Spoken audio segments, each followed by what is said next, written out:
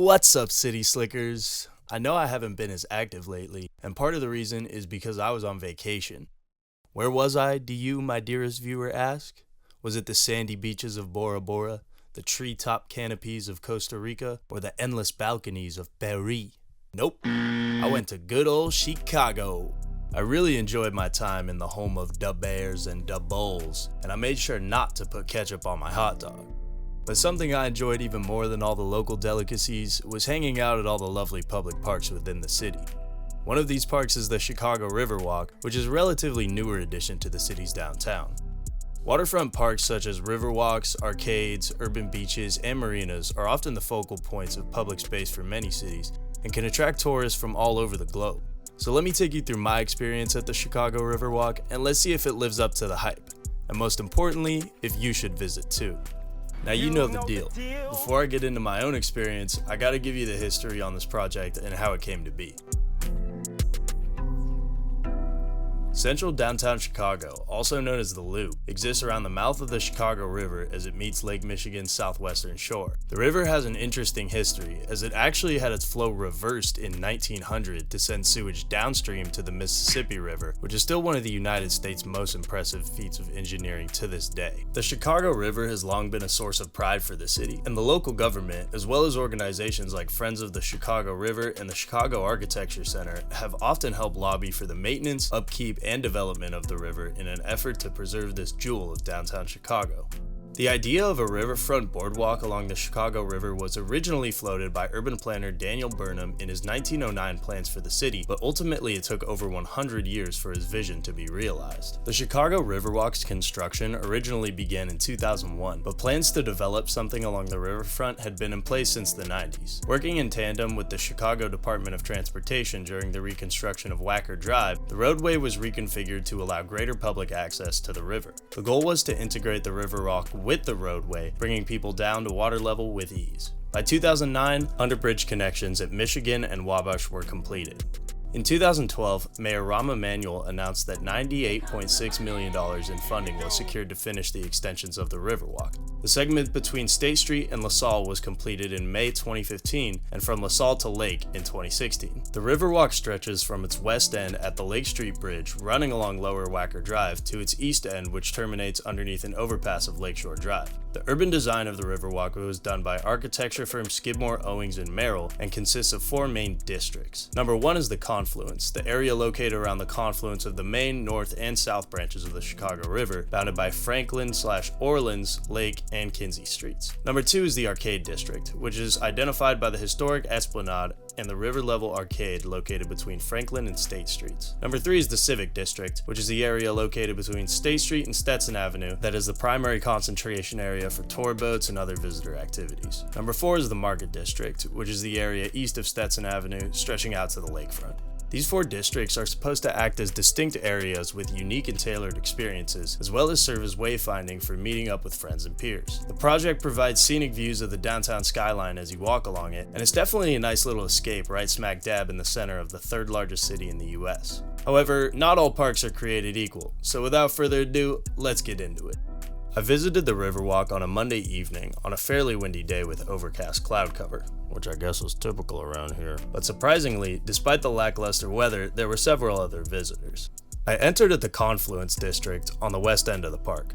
The west entrance leaves a bit to be desired, but it definitely integrates well with the Lake Street Bridge, and I could see myself going for an impromptu stroll after work if I was coming out of one of the financial offices on the opposite side of the bridge. The good news, however, is that there are many different points to access the park, including a couple of handicap-friendly access ramps. This allows for interaction with the Riverwalk no matter the cross street you're coming in on, and allows for early exit, which increases the likelihood of spontaneous visits and definitely makes the park feel more like an integrated part of the downtown landscape rather than just a tourist attraction. I was greeted with a handy map which shows the aforementioned districts and a list of all the amenities and attractions, including restrooms with readable iconography, which was very helpful. You're immediately greeted with a nice lawn space, complete with plastic chairs where you can sit down with friends, enjoy a view of the river and downtown skyline, or just relax and people watch. I also really like the effort to obstruct the view from the industrial and loading areas of Lower Wacker Drive, which you might actually recognize from the Dark Knight movies.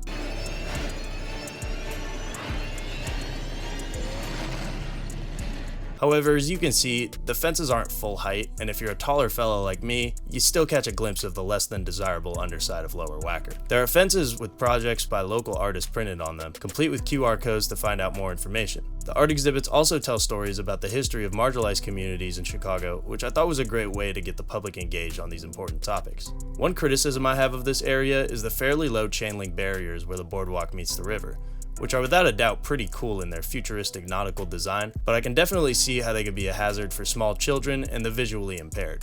There's also a wheelchair accessible ramp at the confluence, which is great because other areas of the park lack the same amount of accessibility, as you'll see later during this walkthrough. As I walked into the arcade section, I took a moment to appreciate these canopies. Not only are they well designed, with matching angles and steel as the bridges that they sit beneath, but they'll also protect your head in case the Dave Matthews Band tour bus happens to be driving by. Yuck. Now moving into the arcade. This is often one of the most frequented areas of the park due to the 6 major bridges that run across it. They pull out all the stops when it comes to amenities, including these cool floating gardens, each with an informational sign about the area's ecology. You also get a really cool view of the L going by, which is a plus for transit nerds like myself. There's a little bar here that serves some snacks and refreshments, but it wasn't very busy, which might be due to this part being more transient and quiet and less programmed for socialization, or the food just sucks, who knows. Next up, there's an elevated fountain area that looks like a fun place to bring your kids on a hot day, equipped with a gelato stand for even further cooling off. Given the weather when I visited though, there wasn't much fanfare here. One thing I found kinda odd was that there were wheelchair accessible ramps onto this elevated platform on both sides, but there isn't a wheelchair accessible entrance until the bridge at Clark Street. I get that the ramps are there to get you up onto the platform, but the design is just a little off so that it kind of leads you into the stairs, which could be a problem for some users, but maybe I'm just nitpicking. Moving on, the next area is called the theater, and it's a really cool place to relax and watch life go by, and you can even watch a live rap performance from this sharply dressed gentleman. As a bonus, if you ever need to get out of work quick, you can walk right down these stairs here and speedrun an E. coli infection. Next, I came across this beer and light snack bar called Tiny Tap, and this place was poppin'. Much more foot traffic over here than previous businesses west of the Dearborn Street Bridge. Maybe it's the proximity to these downtown bridges, as each one has their own entrance, but this place seemed much more lively than anything I'd seen yet. Right next door is City Winery, and this place was even more jumpin'. Tons of people were out, and yachts were launching off and playing music, and it seemed like everyone was having a good time. Keep in mind that it was a Monday evening, so this crowd is probably more than doubled on the weekend. Alright, party's over. Time to get serious as we move on to the Civic district. And speaking of serious, you're greeted as you pass under the State Street Bridge by the Vietnam Veterans Memorial, which has a great seating area where children can play and a somber list of veterans' names where adults can pay their respects. The McCormick Bridge House and Chicago River Museum is in this section as well, and I've heard it's really interesting and informative. However, it was closed by the time I visited on this particular day. In the Civic section, you also get a prime view of Trump Tower. It's the best tower, the best and greatest and biggest tower in all of Chicago, and this tower definitely doesn't kill thousands of fish just trying to cool itself. Now on to my personal favorite part of the Riverwalk, the Chicago's First Lady River Cruise Dock. This is where you can take river cruises and educational tours, including the Chicago Architecture Center Riverboat Tour, which is awesome if you're a building nerd like me. You can even get a beer on board. I really like the entrance at this section, as the steel stairs make it seem more architecturally significant, and it's a good wayfinding point if you're just going down to the Riverwalk for a boat tour. The planting and fencing does a good job at hiding the receiving docks of the underside of Lower Wacker, but every now and then you catch a glimpse of some less than savory urban fabric. Side note, there seems to be a lot of crossover between city nerds and flag nerds. Let me know in the comments what you think of the Chicago flag. Personally, I think it's awesome. I sat down at the bar next to the boat launch to have a drink, and it was a really nice environment with great views. I could totally see it being a great happy hour meeting spot for the downtown crowd. However, the wind started to pick up pretty significantly, which made me chug my drink and finish the rest of the walk. Come to think of it, the entire project lacks good wind mitigation for a city that's named after their gusts.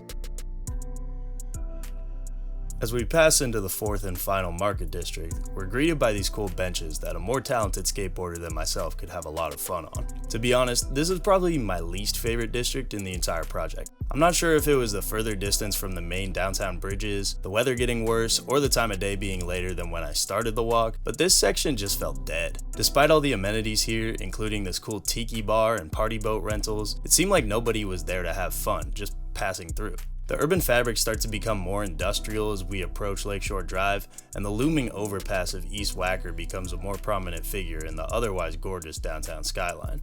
Plus, the efforts to hide East Lower Wacker from the Riverwalk's view are diminished, and parts of this section start to feel like a gentrified extension of a parking lot. There are all these playgrounds too, but not a single child was actually using them. I can't help but think it's because the space is uninviting.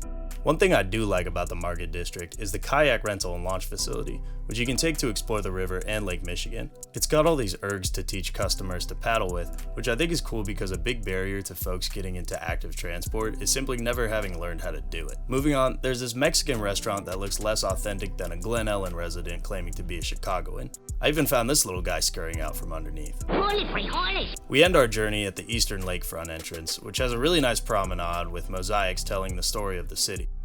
It also serves as a good connection to the Lakeshore Trail and DeSable Harbor. However, my girlfriend and I needed to catch a cab, so we walked up to Lakeshore Drive.